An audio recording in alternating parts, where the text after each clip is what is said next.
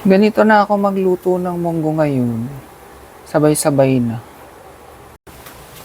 So, dati ginigisa ko pa siya sa mantika. Tapos, pag malambot na yung munggo, tsaka ko siya sinasalin doon. Pero ngayon, hindi na. Sabay-sabay ko pinapakuluan yung bawang sibuyas, kamatis, munggo, siling haba. Masarap. Try nyo. Tapos maglalagay tayo ng ampalaya. Ayan. Nahiwa-hiwa ko na. Ayan, kukuha tayo. Lakas ng hangin. Aray, ayan. Kukuha tayo ng malunggay. Ay, wait lang. Sana kayo? Katapos lang nila mag-walking ng pangtanghali. Bibigay. Mga alambon, uwi na dun.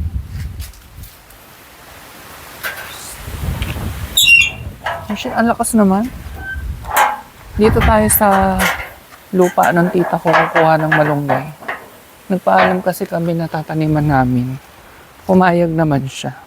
Katabi lang nung amin yung nabili niyang lupa. Lakas na ulan, wait lang. Okay. Bumalik muna ako dito kasi ang lakas ng ulan. Inis. Hinintay ko nga sanang kumulimlim. Ulan naman pala. So, ito yung lupa ng tita ko. Katabi namin mismo. So, nagpaalam nga si mama kung pwede naming taniman. So, dito tinanim ni Gerald yung malunggay. Ayan yung malunggay. Maliit pa. Pero napapakinabangan na, na-harvestan na namin. Pagka magdadamo-damo din si Gerald dito. Ito siya. Ayan, malunggay. So, kunin natin itong mga nasa taas. Konti lang naman. Hindi naman ako masyadong maraming maglagay ng malunggay. Itong malalaki na. Ayan. Shout out kay Tita Toots the Phone. Salamat po. Pwedeng, sabi ni Mama, yun nga, nagsabi siya kay Tita Toots, hindi naman ako mismo. Ganda rin dito kasi may view din siya ng bundok. Tapos, itong papayang tumubo sa lupa niya, wala namang nagtanim. Kusa lang tumubo. Ibon. So, sana ay mamunga. So, ito yung ating sahog. Naghimay ako ng isang pirasong tinapa lang tapos isa't kalahating kutsarang heavy. At ayan na yung ating malunggay na na-harvest. O, diba? Marami rin naman. Tapos, yung ampalaya yan, ihuhuli natin yan mamaya. Nilamas ko siya sa asin. Tapos, hinugasan ko para mabawasan yung pait kasi ayoko naman maging super pait yung ating munggo. Malapit na siya matapos. Tapos, lubog-lubog lang tayong ganun. Kaya, mabilis. Kaya, pati yung ilong ko. Pupunta nga pala si Mama today. Nasabi ko na ba kanina? So, mamayang hapon, susunduin natin siya sa San Pablo kasi from San Pablo, mahirap sumakay ng jeep papunta dito sa Rizal. Wala kasing diretsong bus dito. Kailangan mo pa mag-jeep. So, ang ginagawa namin, sinusundo at hatid namin siya sa San Pablo pag pumupunta siya dito sa Grand Terminal. So, ito na yung ating papaitan. Ay, munggo pala. Ang pait. Nilamas ko pa sa asin yung ampalaya, pero ang pait pa rin. Tapos, nagprito ako ng cropek. Yan. Yung cropek namin ay rainbow colors. Pero actually, ang favorite kong nilalagay sa munggo, yung nabibili kong parang chicharon sa 7-Eleven na gawa sa green peas. Pag nakita ko yun ulit, sabihin ko sa inyo yung brand. Yun yung masarap talaga. Para talaga siyang chicharon. Ito kasi fake na fake, tapos may food color pa. Matagal na namin itong binili. Hindi nga namin nakakain eh. Ayan, sa munggo. Sarap naman. Fun fact, dati nung vegan pa ako, nakakakita ako ng mga papaitan na recipes ng vegan. Ang ginagamit na pampapait ay ampalaya. Effective nga. Ngayon lang ako nagluto ng munggo na may ampalaya eh. Papaitan ang lasa niya. Gusto ko binababad yung chicharon sa munggo. Papaitan pa.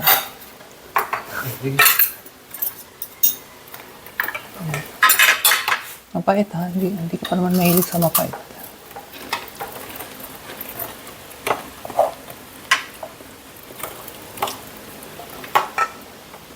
Init, napasok ako kanina.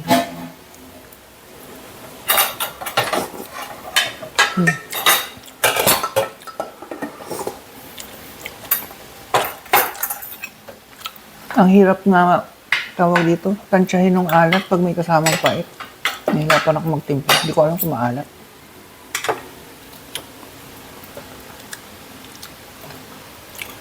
Kaya ating yung cropik.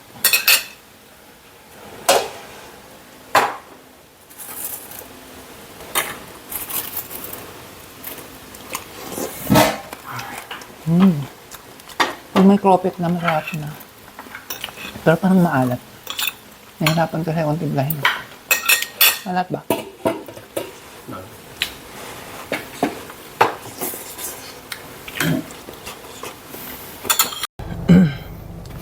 Magandang hapon. Samahan niyo ako. Susunduin natin si Mama sa Central Terminal. Grand Terminal ako ng Grand Terminal. Central Terminal yung sa San Pablo. Sa Lucena yung Grand Terminal. Uy, init.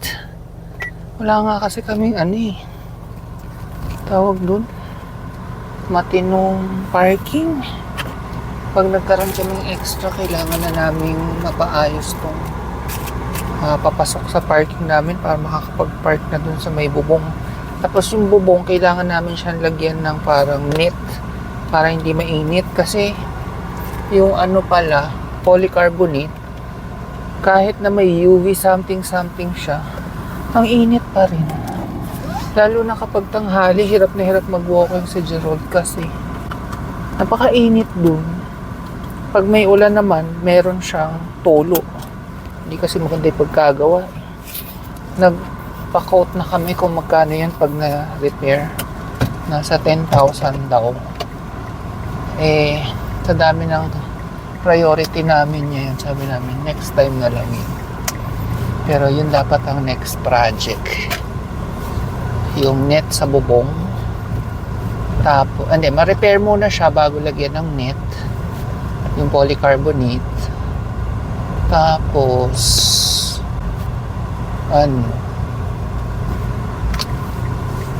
tawag din yung sa parking para makakapasok ang sasakyan.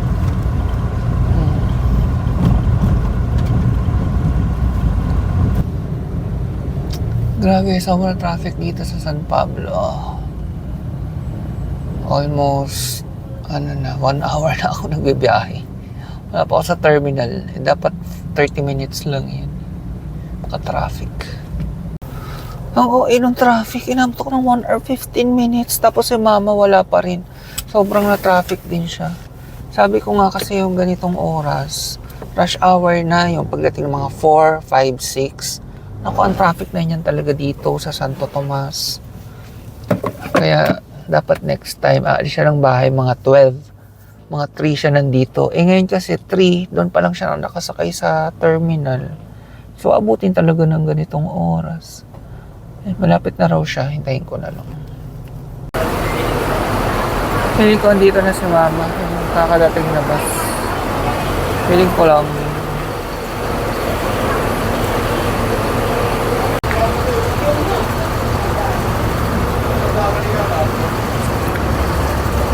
Dala mo yan? Ang dami naman. Ayan, dumating na nga si Mama. Nag-CR lang siya. Ihi na yun kasi sobrang traffic. Umalis siya doon ng 6:20. Hindi naman ganun ka-traffic. 3 hours, 20 minutes mula Cubao. Pero usually nakukuha yun ng 2 hours. So, medyo madami rin yung nadagdag. Uwi na rin kami agad kasi gabi na. Sa bahay na lang kami kakain. Daming dala ni Mama. Yung mga suha yan, galing sa Bulacan yan. Suha, ubod, Balat ng lumpia. celery, lumpia, Ito isasama natin sa lumpia. gulay. May lapo-lapo pa siyang dala. Yung hipon, dinala ko na pansahog natin dyan. Doon sa labas. Teka. Sa labas. Naman nata doon Nagluluto kami ng Lumpia. Lumpia ubod. Anong hiwa dito? Ay, sa lumpia. Yung maliliit. Oo. Pahaba. Haba. Kasi sibuyas, bawang. Andun sa labas. Nakamask ako kasi may ubo si mama. Baka mahawa ako. Hindi pa ako masyado magaling eh. Tapos mabilis na akong kapitan ng sakit. Baka magtaka kasi kayo kung ba't ako nakamask. Ayan. Naku, ako pa naman pag nagkasakit eh, buwan na naman. Hirap-hirap. Kawawa yung aking kidney sa gamot. May diferensya na nga sa kidney eh. Nabubugbog pa ng gamot. Ay, ito pala yung buto na bibigay ko kay Gerald. Bata o. Nadala ko kay Wewin. Ibilad pa niya ng konti. Humingi ako, sabi ko bigyan ko si Gerald ng hingi ng dito sa sigarilyas eh. Namunga ng bago, nakapagluto pa uli ako ng isa. Eh nung tumingala ako nung isang araw, matutuloy siya ng Friday. Ba't pagsigang doon, kung isisigang mo yung lapu-lapo, sigarilyas ang pinakamasarap, mustasa. Ano steam? Ha? Steam ko. Ah, yung ginagawa ko nung araw? O yun. Ayan. At saka yung sibuyas na ano, yung malaki. Luyang mura. Naalala mo yun? Ang sarap, no? Talaga ng ano. Sesame oil. Tsaka yung asukal at toyo lang. Gerald. May gloves. Ayan, luto na. Ginisa lang. Malinis ng glove. Para sa Para hindi ka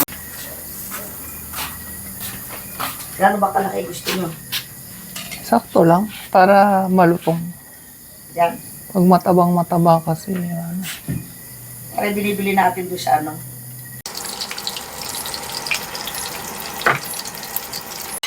Kaya na kami. Ano ano yung camera ko? Sorry, wala ko na lang mic. Nasa Macdo kami. Mamamalengke kami sa San Pablo. After nito, ngayon nga magka-camping tayo. Sama kayo. Baga kami umalis sa bahay. So,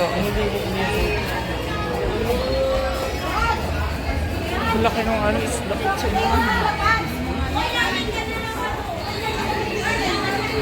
ang galing yan. Maganda rin to. Ano gusto mo maliliit lang? Apat yan.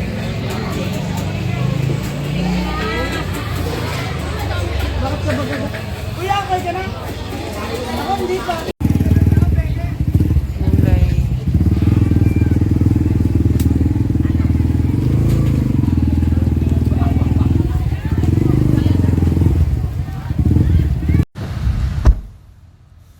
Tapos na kami mamalengke.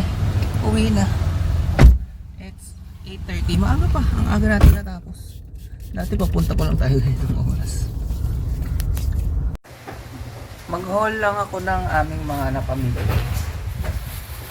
Medyo marami.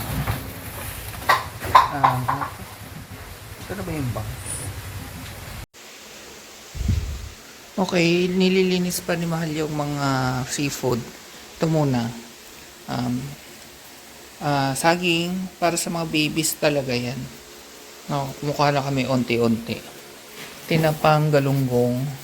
Ayaw nila ng hindi galunggong yung tinapa. So, laging galunggong na tinapa lang binibili namin. Toge, tapos yung mix na parang gulay. May sayote, carrots, pechay bagyo. Leek, kasi si mama may binigay na ano, isdang lapu-lapu, i-steam ko. So, kailangan ng leek dun. Tokwa, kangkong, pako, yan. Labanos, talong. Ito para kay Bailey to. Pero kukuha-kuha rin kami. Tapos, pechay.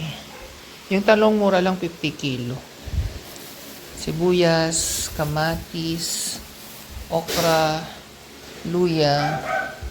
Tapos ito, babaon namin. Nakalimutan ko na yung tawag dito. Basta ito sinantolan. Tapos ito, hipon na maliliit. Yan, di ba? Ito na yung seafood. So, ito ibabaon namin. Tulingan. Ano to? 150 ang kalahati. 300 ang kilo. Ang mura nitong bangus. Dagupan daw. Sana totoo. 180 kilo. Tahong, hipon, pusit. Yan naman yung usual na kinakain namin.